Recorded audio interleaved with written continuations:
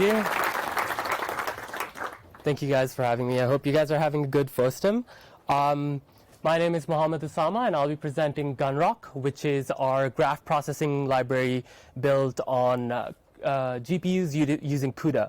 I'm a PhD student at University of California working with Professor John Owens, and I flew more than, I think, 14 hours to give this talk, so let's hope it goes well. So this is a link to the talk. If you guys are interested in downloading it and following along, I'll give you a second to take a picture or something. All right. So just a second. So why use GPUs for graph processing? I didn't feel the need to actually sort of give a motivation of why graphs are important, because obviously you guys are in this dev room, so maybe you care about graphs. But how can we use GPUs to sort of do graph processing better or faster? And how did we manage to do it? Well, so graphs are everywhere. GPUs are nowadays everywhere as well. Your phones, your laptops, everything now has a GPU in it. Graphs require fast processing. It's need within the memory and the compute that you'd require to do some graph analytics.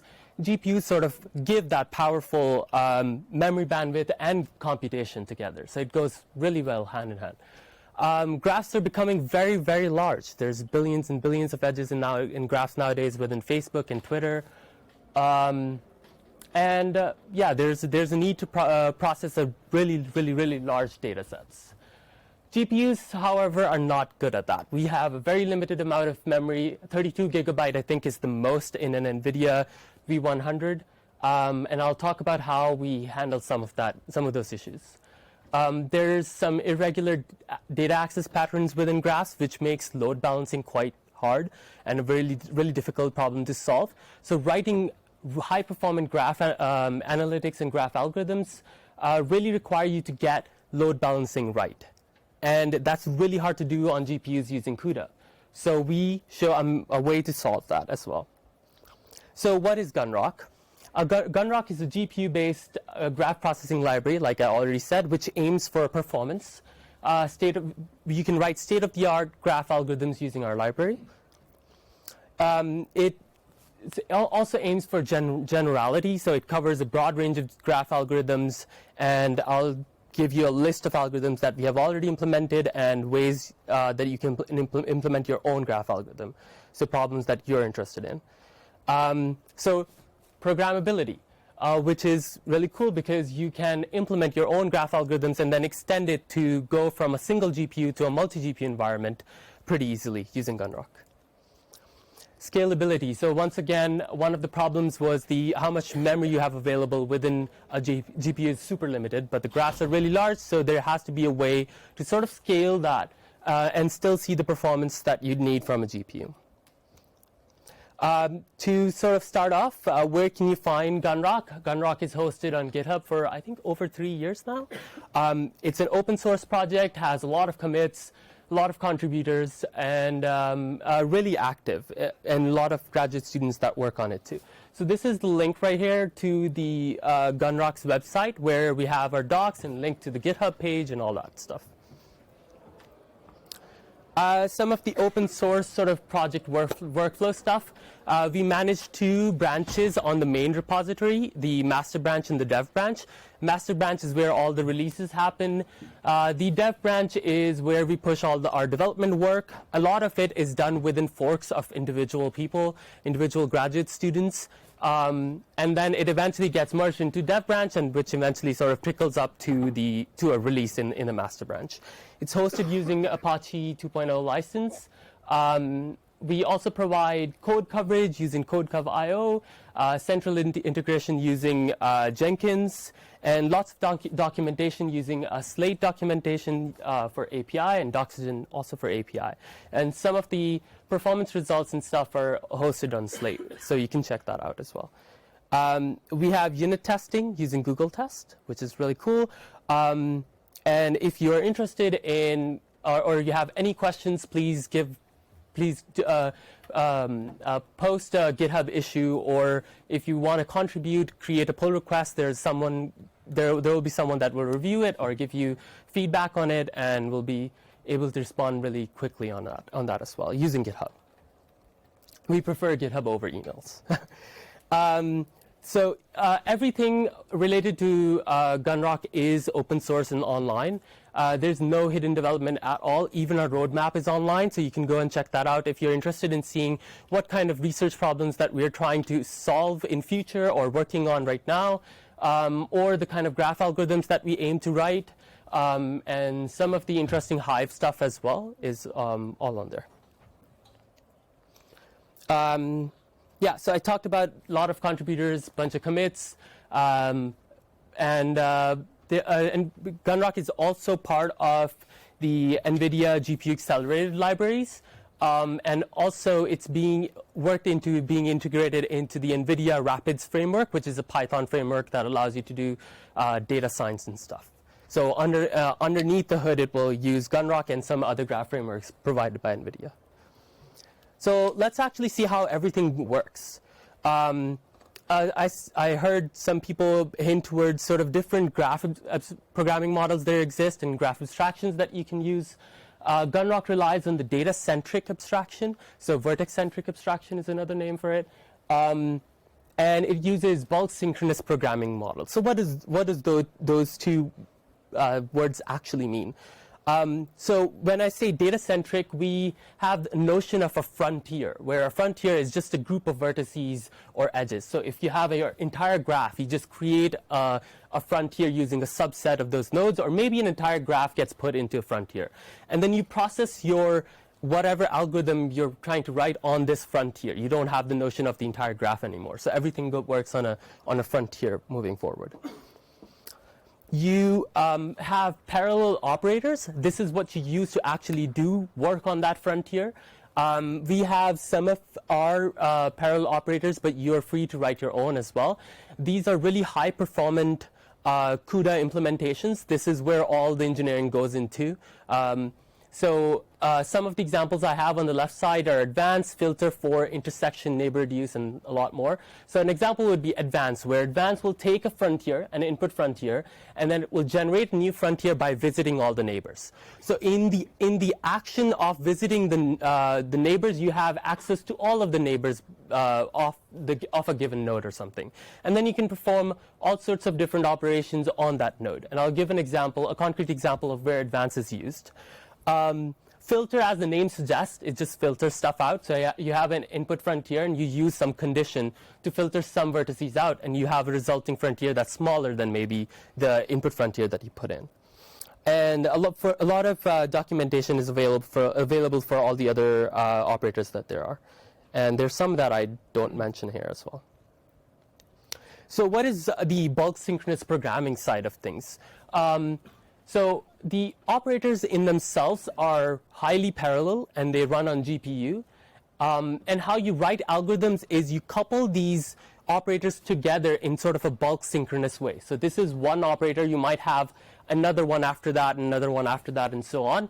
And then you run this in a serial loop. So you perform this in a serial loop. So after every operator runs, there's a synchronization call. And that synchronizes the entire data flow and sort of makes that knowledge available to every processing unit, or whatever you want to call a CUDA core, too. And then all of this runs in a serial loop until your algorithm converges. So these are the kind of algorithms that we currently support. There's some that are being worked on, and so we have some of the traditional algorithms like connected component, breadth first search, PageRank is somewhere in there too. SSSP is there too, single source shortest path. And we also have some of more complicated applications which require other algorithms to work. So graph trend filtering is one of them, which requires MaxFlow as one of its components to really perform the whole application. Another one is shared nearest neighbor, which is a clustering algorithm that requires k nearest neighbors, which is somewhere in here, for it to work. So there's some really concrete real-world examples and some textbook algorithms that you can use to couple those together, or you can couple different operators together to write your own graph algorithm, all working in parallel on the GPU. I also have an example application. I tried to sort of simplify this code as much as I could, but I'll go and quickly explain what each of those lines means. So the first step to implement any algorithm in Gunrock will be to actually implement the lambdas of the lambda functions of the operator that you're going to write.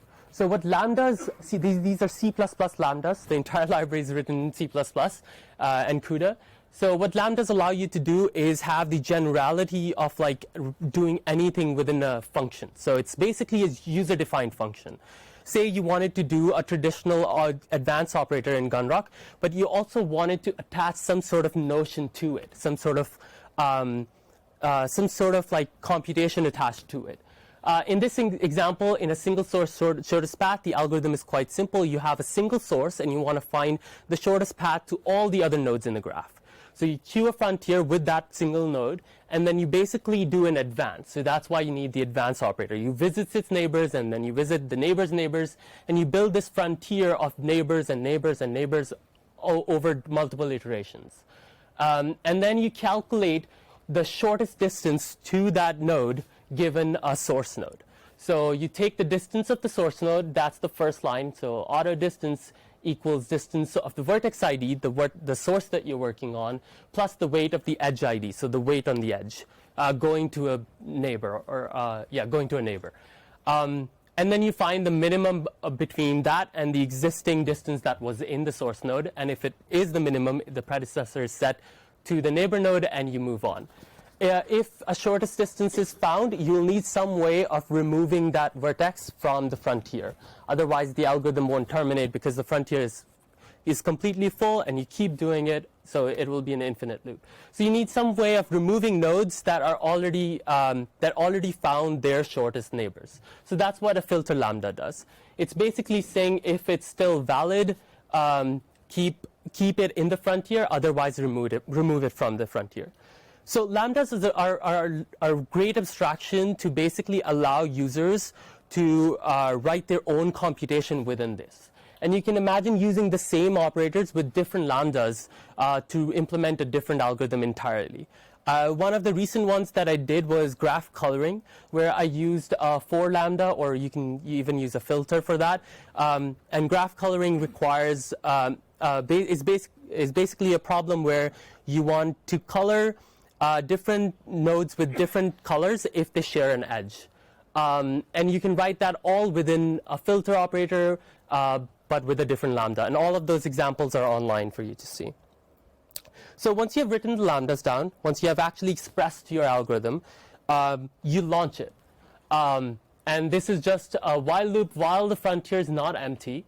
Keep running the advance operator with the advance operator lambda and the filter operator lambda. So you provide the lambdas and you keep running it until the algorithm converges, until the frontier is empty. And that's basically all I have. These are some of the grants that we have that allow us to do this amazing research, and I thank you guys for listening. Left a lot of time for questions, I think. Okay. Thanks. Thank you. We have some time for questions. Anyone? Yes. Do you have any benchmark? Will you use this? Yeah. So on the web. So the question was, do we have any benchmark where we compare our results to other stuff that's being done? Yes. We have online. We have a web page of evaluation where we compare against different graph frameworks and on some of the famous data sets. And one of the recent performance evaluation that I've performed runs over 74 different data sets, which includes anywhere from like the Twitter data sets, social networks, road networks, some of the structured data sets, the RGG, the randomly generated graphs. So anything you can imagine in sort of the graph analytics world, we have a data set for that and a test for that. Yes. How do you load a graph, or what so that's a good question. So we use okay. How do we load the graph? So we take matrix market format as an input, And then we have underlying graph representations, which are the common ones like CSR, compressed sparse row, CSC, which is compressed sparse column, coordinate format, COO. And we also have a graph representation, which you can plug your own graph representation in and then define that under our graph data structure, and we'll be good to use that going forward. Yeah, so currently we support 3. And there's some work being done by Rapids folk at Nvidia to support the Apache Arrow format within Gunrock and within their framework as well. More questions? Yes. You've mentioned about the frontier, and I'm wondering whether you use any approximation in this algorithm or it is an exact one. So the frontier itself, when it's built, it's exact. So you know what you put into the frontier to start off with. But when you do operations like advance, there's policies that lets you determine is it an approximate deduplication or a complete deduplication, where you'd remove any duplicate neighbors that you found in parallel, or you might want to keep them for certain algorithms where it doesn't matter, which will perform much faster because you don't have to do a synchronization and a deduplication of some sort. So there's support for both. So you can do approximate frontier handling or something, or you could go aggressive and do exact. Yes. Have you found any functions for which the GPU is slower than the CPU? One of the ones is actually MaxFlow. So graph trend filtering uses MaxFlow, and MaxFlow we found that there's a CPU algorithm that just maps so much better, and it's not transferable to a GPU environment. It's not parallelizable. So the one we use, I think, is the Edmonds Carp or push relabel MaxFlow. And it just doesn't do as well as we'd want it to be. But there's a student working on some research and developing a MaxFlow algorithm for that. But that's one example that comes to mind. Yeah. Yes?